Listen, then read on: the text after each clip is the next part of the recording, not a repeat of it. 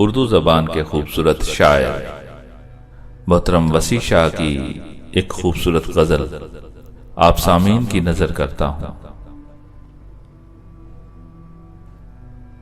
दयारे गैर में कैसे तुझे सदा देते, दयारे गैर में कैसे तुझे सदा देते, तू मिल भी जाता तो आखिर तुझे गंवा देते।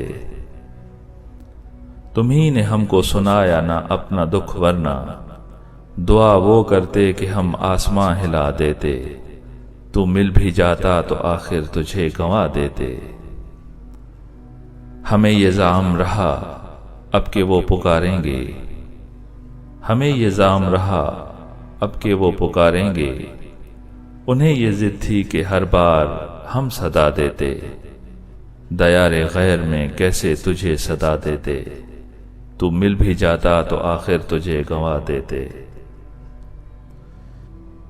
वो तेरा गम था कि तासीर मेरे लहजे की, वो तेरा गम था कि तासीर मेरे लहजे की, कि जिसको हाल सुनाते उसे रुला देते।